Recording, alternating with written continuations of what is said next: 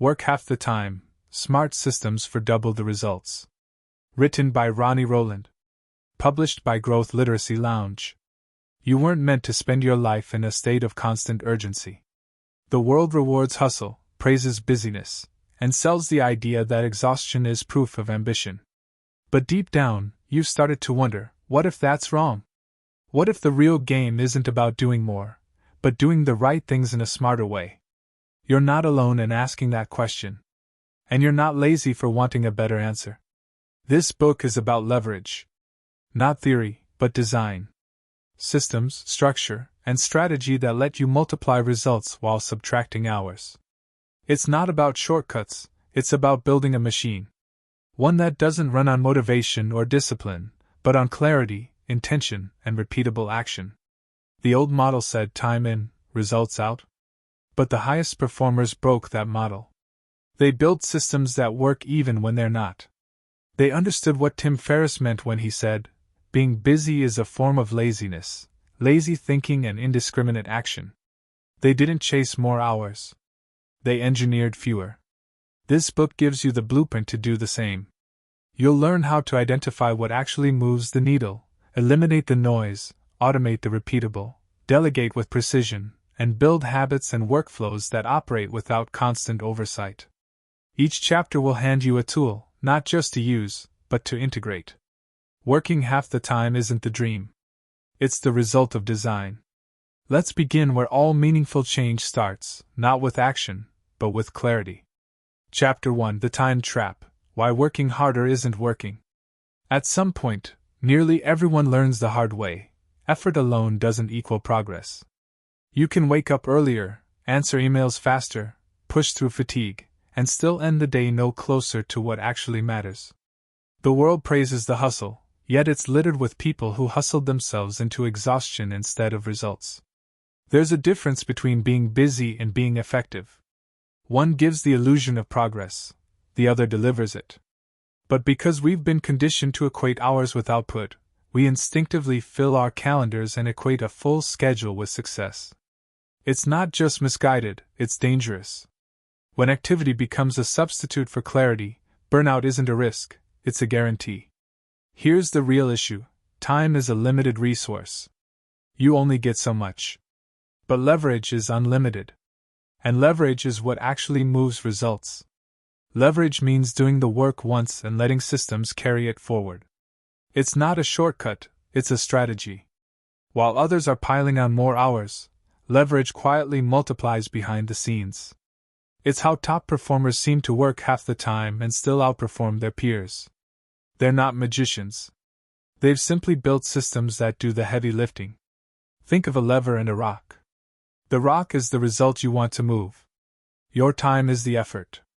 Without a lever, you strain and sweat, trying to lift it manually. But add a lever, just a smart, simple design, and suddenly, the same amount of effort creates a radically different outcome. Less strain, more movement. That's the essence of smart systems. They create leverage. And leverage breaks the time for output equation most people are trapped inside. The modern workplace doesn't reward this naturally.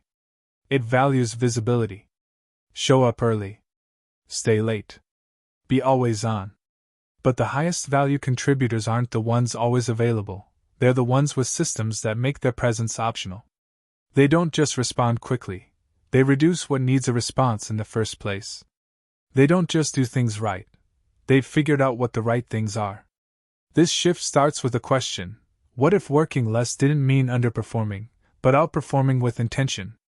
What if the hours you subtract could actually increase your results, because every remaining minute was doing the work of 10? This isn't fantasy. It's engineering. It's recognizing that anything done more than once can often be done smarter, through a template, an automation, a ritual, or a redesigned workflow. Smart systems don't make you robotic. They make you precise. They free your time for creativity, strategy, and rest, things busyness always crowds out.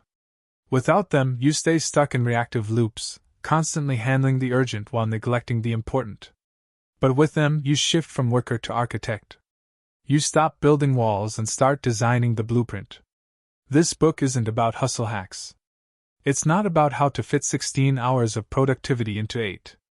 It's about asking better questions, building repeatable solutions, and escaping the time trap entirely.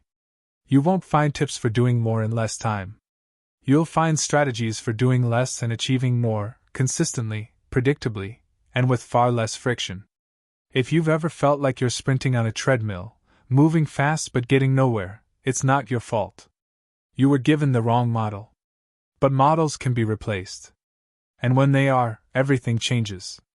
In the chapters ahead, you'll learn to identify the few actions that actually matter, build systems around them, and design a life where your best work no longer depends on your busiest days. The goal isn't to get more done, it's to get the right things done, without needing to be everywhere at once. And it all begins with clarity. Chapter 2, Clarity First, Finding Your 20%. Not all work is created equal. Some actions drive exponential results. Others just keep your wheels spinning.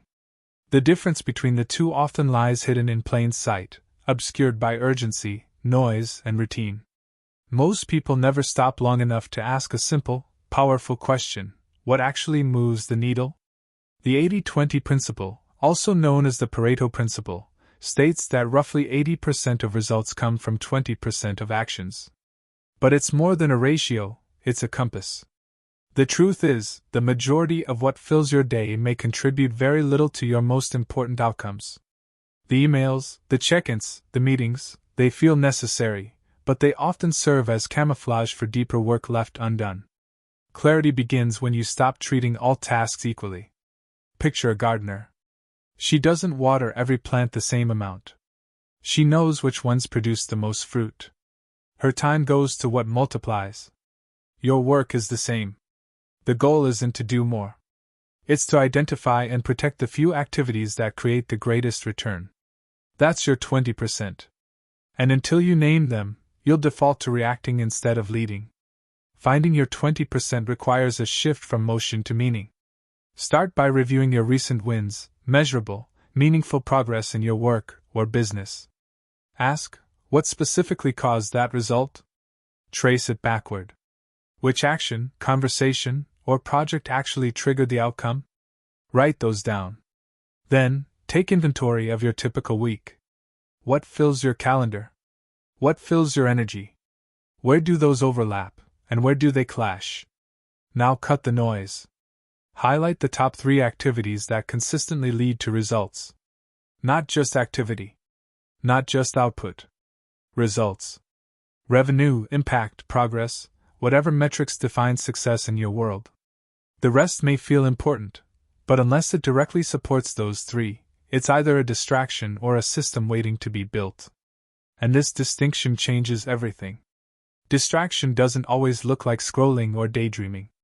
Often, it wears the disguise of productivity. Answering every message. Accepting every meeting. Chasing every opportunity.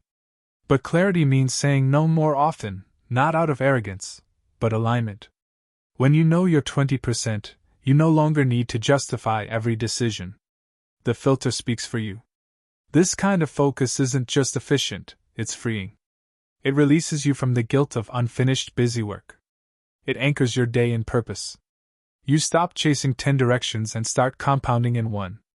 You give your best energy to the few actions that deserve it, and you let go of the rest without apology. Some resist this narrowing because it feels risky. What if something important gets missed?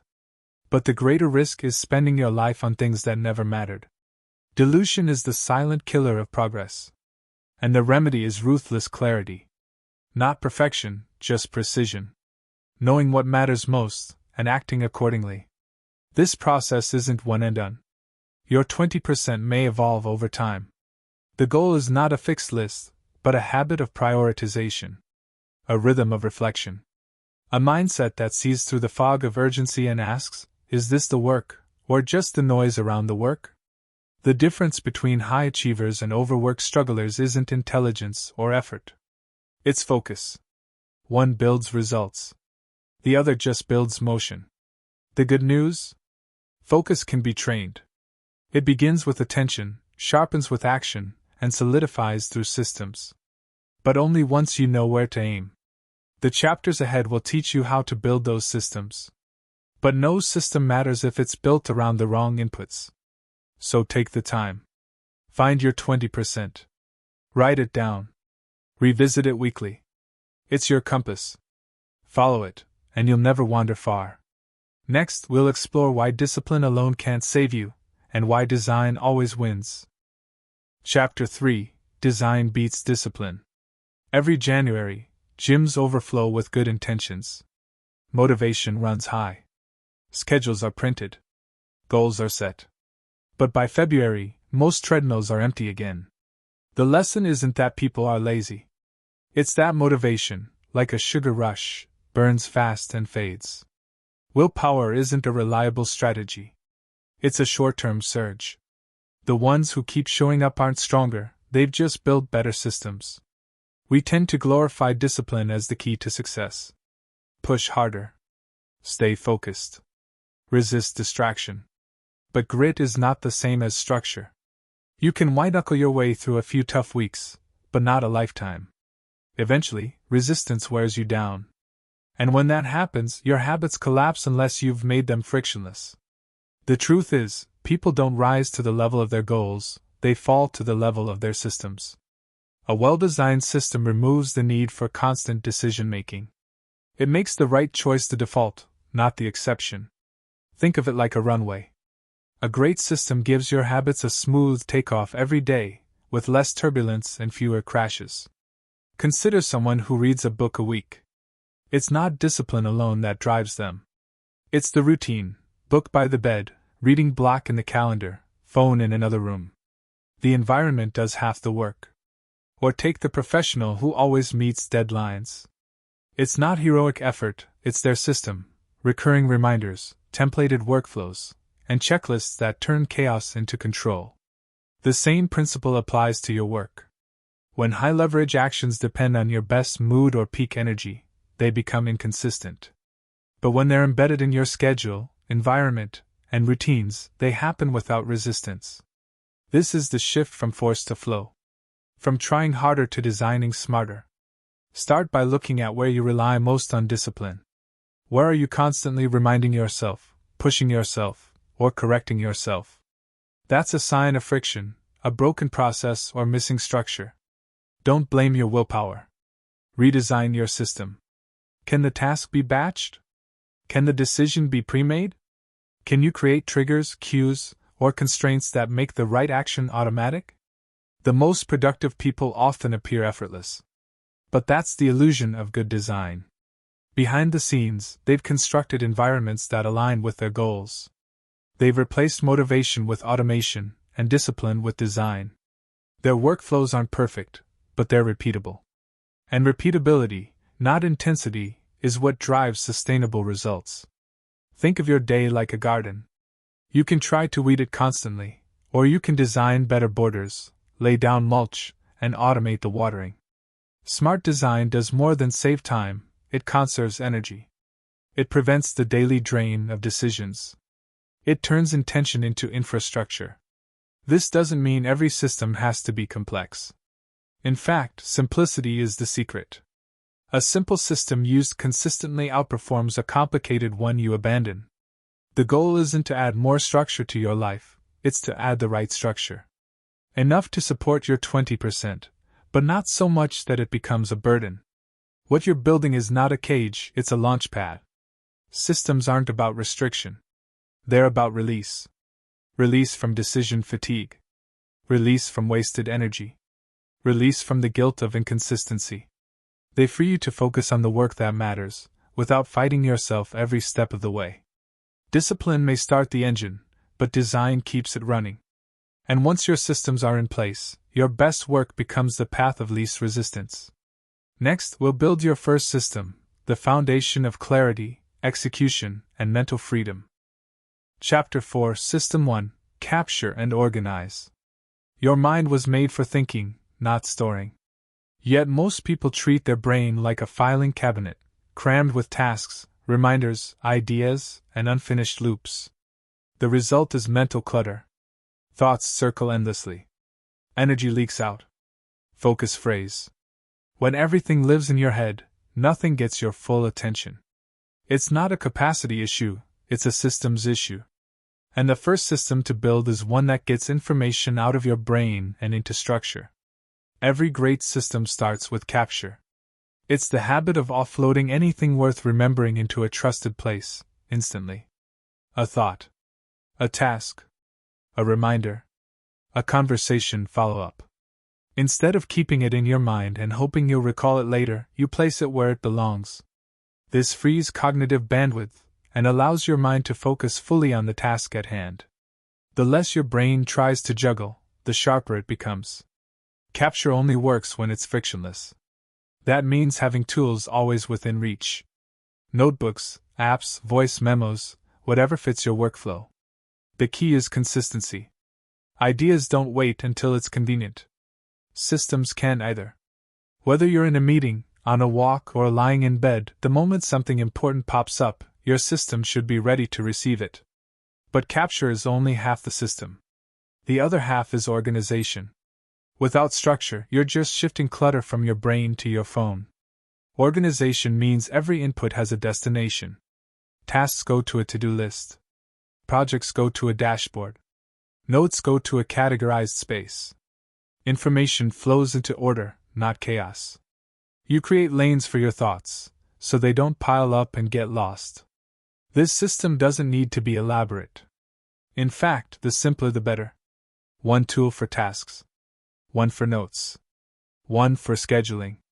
What matters most is that everything has a place, and that place is reviewed regularly. A weekly sweep, checking tasks, scanning notes, updating plans, keeps the system alive. Without review, even the best tool becomes a graveyard of forgotten intentions. When you have a trusted capture and organized system, you stop operating from reaction and start operating from clarity. You no longer waste energy trying to remember. You no longer panic over forgotten details. You enter each day with a clear runway and an empty head, ready to focus on the work that matters most. It's not about being more organized for the sake of tidiness. It's about removing friction so results can flow. Think of your system as a second brain, one that never forgets, never sleeps, and always has space. The more you use it, the more your mind is freed to operate creatively and strategically. You're no longer dragged down by the weight of mental tabs left open. You become lighter, faster, and more present. This system also acts as a shield against overwhelm. When life accelerates, your system doesn't panic. It absorbs the chaos. It holds the details. It gives you margin. And when things calm down again, it's all still there, organized, ready, waiting. That's the beauty of capture and organization. They don't just manage your work. They protect your capacity to do your best work. You don't have to remember everything. You just need to remember to use your system. That one habit can change your entire relationship with time and focus. Now that your mind is clear and your inputs are structured, it's time to eliminate the work you shouldn't be doing in the first place, or automate it entirely. Chapter 5, System 2, Automate or Eliminate. Every day, people repeat tasks that drain their time and offer little return. They answer the same emails, rewrite the same messages, recreate the same files, and manage the same steps manually, again and again. The cost isn't just time. It's momentum. Repetition without leverage turns your calendar into a treadmill, busy but stationary. Smart work begins when you stop doing manually what could be done automatically, or not at all. Most tasks fall into 3 categories: essential, repeatable, and unnecessary. Unnecessary tasks are easy to spot once you're honest. They're legacy habits, unexamined obligations, or time fillers disguised as work. Essential tasks, the high-impact 20%, are what only you can do. Repeatable tasks, however, are where the leverage lives. These are the actions you perform over and over without question: scheduling, onboarding, follow-ups, file management, reporting, note formatting, customer replies. Each is a prime candidate for either elimination or automation. Start with elimination. If a task doesn't align with your goals, outcomes, or define 20%, remove it. Challenge the assumption that just because something's always been done means it still should be. Audit your workflow weekly. Ask, what if I stop doing this? If nothing breaks and no one notices, you've found a ghost task, present in motion, absent in impact. Let it go. Then move to automation. Anything done more than twice should either be systemized or handed off. Automation doesn't mean coding or complexity. It means building a repeatable engine, something that runs without you pushing every button. Think templates, saved responses, calendar links, document duplicators, email sequences, form triggers, and smart folders. Each small automation saves minutes. Multiplied over time, it saves hours, even days. Technology is your silent employee. Use it wisely. Tools like Zapier, Notion, Calendly, Google Workspace, and AI assistants are more than digital toys. They are levers. A single automation, once set up, can replace an entire afternoon of manual coordination. But even without new tools, your current software can likely do more than you're using. Explore its settings. Find features that eliminate repetition. Let the software work for you, not the other way around. Even paper-based systems can be automated in principle. A checklist is automation. A recurring calendar block is automation. A written process reduces mental drag. What matters is that you're building repeatability. The fewer decisions you need to make, the more energy you preserve for real problem solving. Still, automation isn't just about speed, it's about consistency. Humans forget. Systems don't. They remove emotional friction. They execute without delay. And they don't care if you're tired, distracted, or overwhelmed. That's the power of automation. It moves work forward while you move on to what only you can do. The goal is not to outsource everything, but to reduce the mental and physical tax of repetition. This creates space for strategy, for rest, for deeper work. It also reduces errors. The more you automate, the less you risk forgetting, misplacing, or miscommunicating. Every checklist, every template, every rule is a protective layer around your focus. You'll know the system is working when you stop hearing yourself say, I have to do that again. Instead, you'll think, I already built that once. That shift is subtle but profound. It changes your identity from doer to designer, from responder to architect.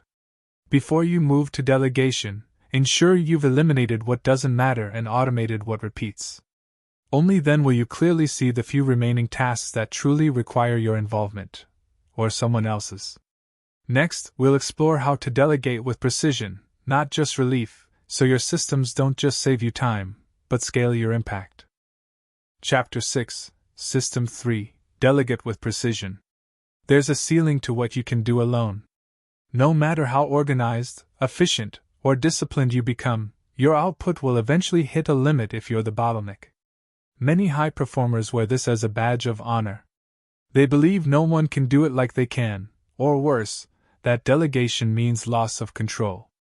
But true leverage comes not just from doing less, but from enabling more to happen without you. Delegation isn't about dumping tasks. It's about designing roles. It's not handing over chaos, it's handing over clarity. The mistake most people make is waiting too long.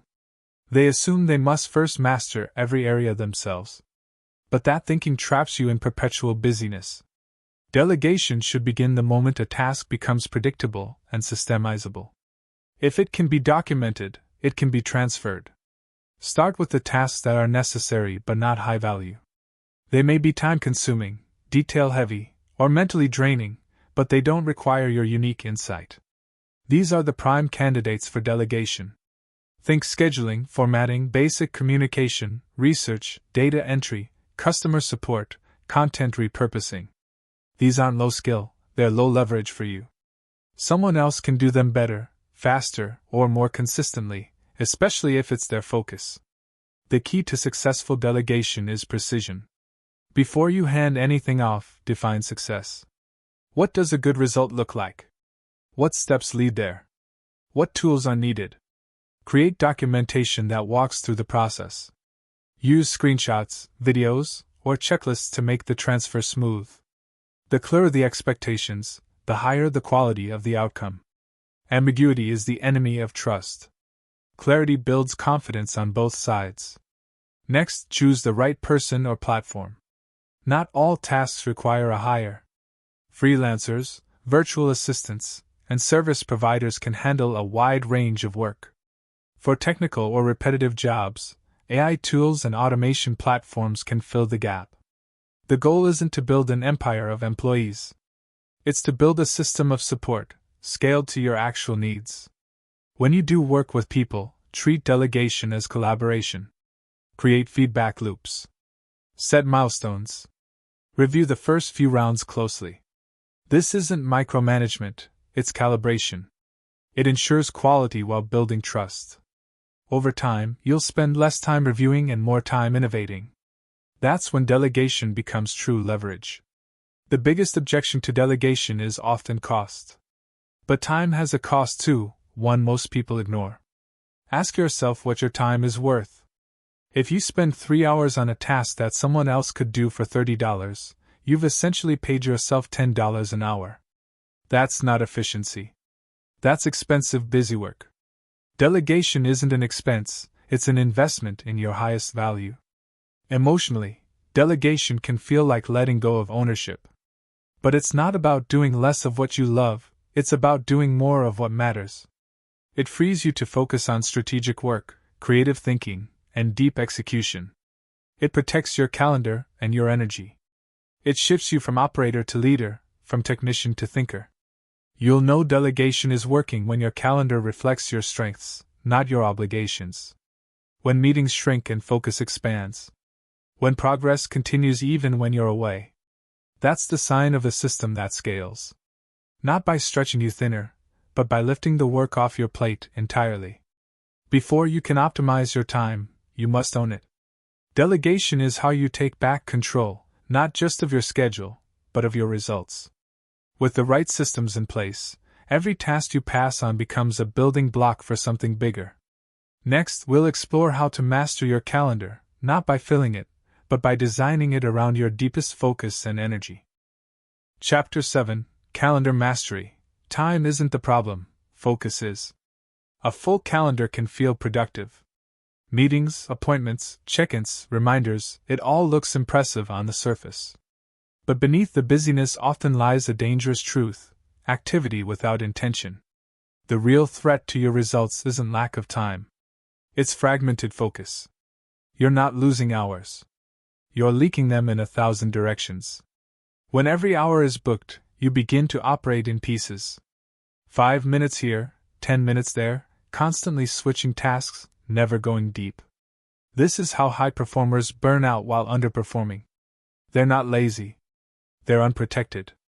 Their time is reactive, not designed. Their calendar is a to-do list written by other people. And without intention, their focus erodes quietly. To reclaim your focus, you must first reclaim your calendar. That means building a schedule around energy, not just time. Not all hours are equal. You already know this. Some parts of your day you think clearly, move faster, create more. Other parts are sluggish, distracted, heavy. Yet most people treat every time block the same. They stuff deep work into low-energy hours, then wonder why nothing flows. Start by identifying your peak energy zones. When are you sharpest, most creative, most capable of deep thought? Protect those blocks like gold.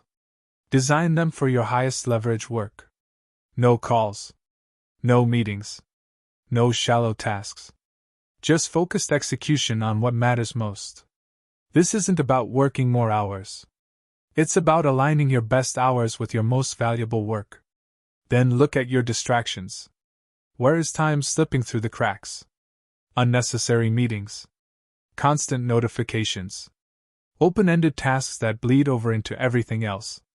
Eliminate or contain them. Not every call needs to be a call. Not every task needs an immediate reply. Set boundaries.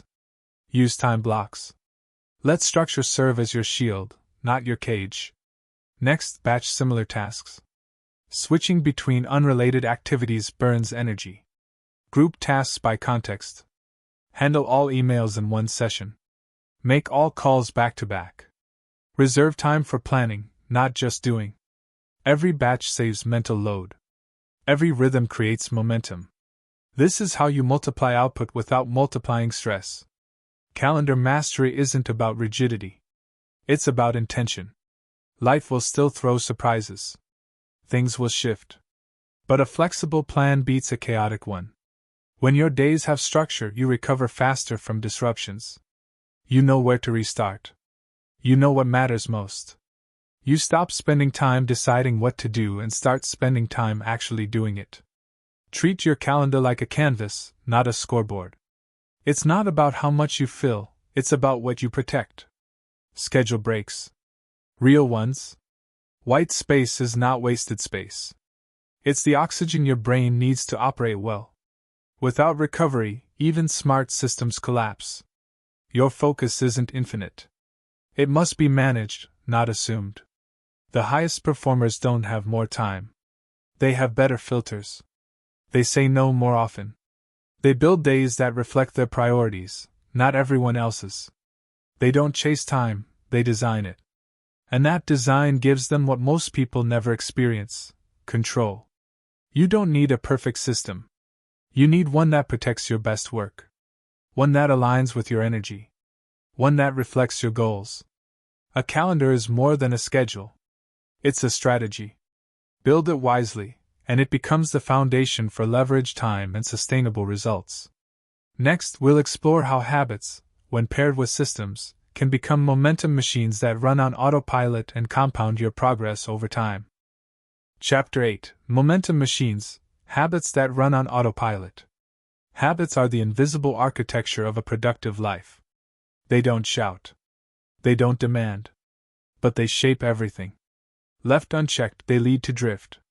But when designed with purpose, they become engines of momentum, small, consistent actions that build results without requiring constant effort. Systems may guide your work, but habits make it automatic. Every action you take casts a vote for the type of person you're becoming. The power of habit lies not in intensity, but in identity. When a behavior becomes part of who you are, it no longer requires debate. It becomes the default. You don't have to think about brushing your teeth. You just do it. The goal is to treat high-leverage behaviors the same way, not as decisions, but as rituals. The problem is that most people build habits by accident. They react to stress. They chase comfort. They slip into routines without examining where they lead. But you can reverse this. You can install habits intentionally, like laying tracks for a train. With a system to guide you, habits become predictable, repeatable, and sustainable, even on your worst days. The formula is simple: cue, routine, reward. The cue triggers the habit. The routine is the behavior. The reward is what reinforces it. For example, if your cue is brewing coffee, your routine might be writing for 15 minutes, and your reward might be the satisfaction of progress. Over time, this loop becomes automatic. The key is consistency. Start small. Success compounds. Stacking habits is one of the most effective ways to anchor new behaviors. This means linking a new habit to one that already exists. If you already check your calendar each morning, attach a 2-minute task review to that routine. If you take a break after lunch, use it to scan your task board. These connections eliminate the need for willpower. One action flows into the next. Environment also matters. Habits thrive in frictionless spaces. If your workspace is cluttered, distractions multiply. If your tools are buried in folders, resistance grows. Design your environment to support your habits. Put what you need within reach. Remove what competes for your attention. Make the desired action the easiest one to take. Track your habits, not to be perfect, but to be aware. A simple checkmark can reinforce momentum. Miss a day? No problem. Miss 2, and the pattern breaks. Awareness creates accountability. Progress becomes visible. You're no longer hoping to stay on track, you're watching yourself stay on track. Automation and habits are partners. One handles the external system. The other manages the internal rhythm. When you habitually review your calendar, clean your inbox, or prep your week, you reduce chaos and sharpen clarity. When deep work becomes a ritual instead of a rare event, your productivity stabilizes. This is how you escape the motivation trap. You don't rely on energy surges or morning inspiration. You rely on rhythm. Rhythm doesn't ask if you feel like it. It simply flows. Over time, the rhythm becomes identity. And identity shapes outcomes far more reliably than intensity ever could. Habits, once installed, become leverage. Not just for time, but for thinking. They free your brain to focus on bigger problems while your routine actions hum in the background. That's how momentum is built, not through bursts but through rhythm. A rhythm that doesn't stop when you're tired. A rhythm that moves you forward without friction. Next, we'll equip your systems with the right tools, your tech stack. The goal isn't to add complexity, but to build digital leverage that quietly amplifies everything you've put in place. Chapter 9: Digital Leverage, Your Tech Stack for Scale. Technology is neutral until you give it direction. It can either multiply distractions or multiply results. Most people default to the former. Their devices buzz with notifications, their screens overflow with tabs, and their tools compete for attention instead of creating clarity. But when used intentionally, technology becomes quiet leverage, an invisible force that automates, accelerates, and amplifies your systems. Digital tools are not the goal. They're the infrastructure. They are how smart systems come to life. A calendar block means little without a scheduling tool to enforce it. A checklist is only as useful as the reminders that bring it back into view. Templates, triggers, dashboards, workflows, each turns one-time effort into recurring momentum. The right tool removes friction. It doesn't require your memory. It doesn't need follow-up. It just runs. Begin by evaluating the tools you already use. Most people only tap into a fraction of their software's potential. Their project manager is just a list. Their calendar is only for appointments. Their task app is cluttered and unreviewed. But hidden beneath the surface are features that can systemize your workflow. Recurring tasks. Shared boards. Status pipelines. Tagging, filtering, archiving. These aren't bells and whistles. They're levers. The first layer of your tech stack is capture and organization. Use tools like Notion, Evernote, or Obsidian to house your notes, reference materials, and project outlines. These act as your digital brain, a place where nothing gets lost and everything has a home. Keep it simple. A few core folders. A consistent tagging system. Regular reviews. Complexity kills systems. Clarity fuels them. The second layer is task and workflow management. Tools like Trello, Asana, or ClickUp can turn scattered to-dos into structured pipelines. Use boards to track progress. Assign deadlines. Create templates for repeatable tasks. When your workflow lives outside your head, execution becomes lighter, faster, more consistent. You stop starting from scratch. You start building on momentum. Next, look at automation. Tools like Zapier, Make, and native integrations can link your apps together. A new calendar event can trigger a task. A form submission can create a project. An email label can save an attachment to your drive.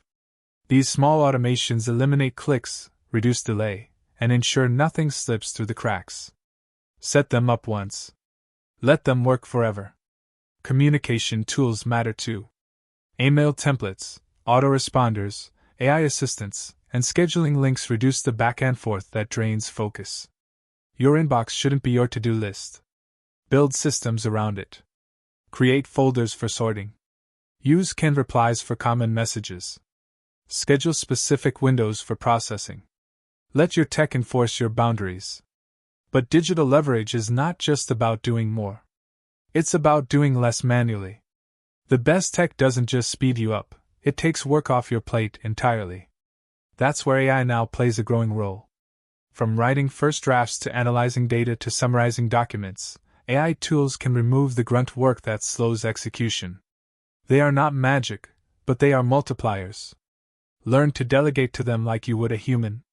The most powerful tech stack is the one you use consistently. Not the trendiest. Not the most complex. A few reliable tools, set up with intention, will outperform 100 apps gathering digital dust. Make sure every tool has a role. Make sure every role serves your systems. Next, we'll look at something often overlooked: friction. Even the smartest system will fail if it's constantly interrupted, cluttered, or weighed down. It's time to remove what slows you down so your systems can truly soar. Chapter 10: Friction Fixers. Remove what slows you down.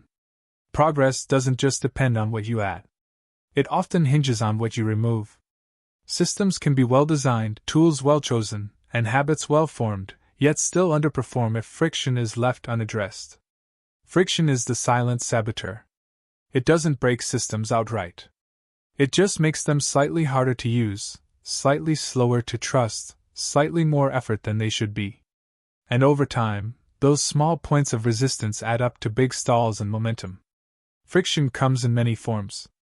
Sometimes it's digital clutter, files buried in random folders, notes scattered across platforms, duplicate documents with uncertain versions. Other times it's workflow confusion, unclear next steps, missing checklists, inconsistent naming conventions. And sometimes it's mental, nagging open loops, tasks left half done, decisions postponed until later, which never comes. None of these issues feel urgent. That's what makes them dangerous. Because they're not critical, they're allowed to persist. And while they persist, they slow everything else down. The first step in removing friction is awareness. Look closely at the moments where momentum breaks. Where do you hesitate? Where do you reread, recheck, or redo something that should be simple? Where does your system feel heavier than it should? These moments are signals. They're not signs that you're bad at productivity. They're invitations to simplify. Start with your tools. If opening a platform feels slow, disorganized, or overwhelming, it needs pruning. Archive what you don't use. Create clear folders. Standardize naming. Simplify interfaces. Your digital workspace should mirror a clean physical one, only what's needed, right where you expect it. The less time you spend looking for things, the more energy you preserve for actually using them. Next, examine your workflows. Is it clear what happens next in your process? Do you have to stop and decide every time, or is there a default path? Decision fatigue is a massive source of friction. When systems don't define the next action, they become one more thing you have to manage. But when the process is built in, checklist, trigger, or calendar prompt, you move forward without thinking. That saves more than time. It saves attention. Then look at transitions. Moving from one task to another is where many systems stall. The residue from the previous activity lingers. You bring clutter from one space into another. Context switching introduces drag. You can reduce this by creating buffers. Use short breaks to reset. Close browser tabs between focus blocks. Even small rituals, shutting your laptop, walking, changing locations, can signal a clean mental shift and reduce resistance. Finally, consider emotional friction. Procrastination often disguises itself as complexity. When something feels unclear or overwhelming, we avoid it. That's not a failure of discipline. It's a sign of friction. Break the task into microsteps. Define what done looks like. Create certainty, even in small ways, and resistance drops. You're not lazy. You're just stuck in a system that's harder than it needs to be. Friction isn't always loud. It whispers. It shows up in hesitation, avoidance, frustration. It's not about eliminating all challenges, only the unnecessary ones. When you remove what slows you down, your systems begin to flow. Work becomes lighter. You move faster not because you're rushing, but because nothing's in your way.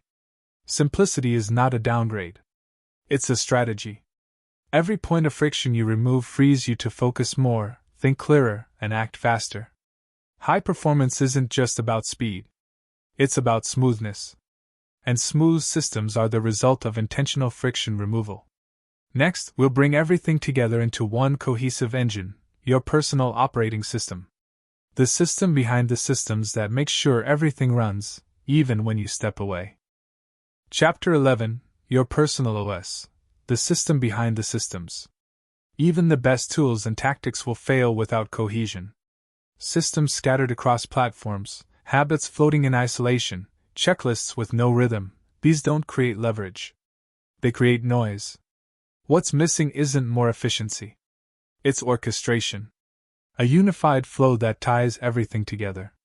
That's your personal operating system, the system behind the systems. It's not a new tool. It's how all the tools work together as one. A personal operating system is your method of integrating capture, tasks, habits, automation, review, and strategy into a seamless loop. It doesn't start over every day. It compounds. It adapts without losing direction.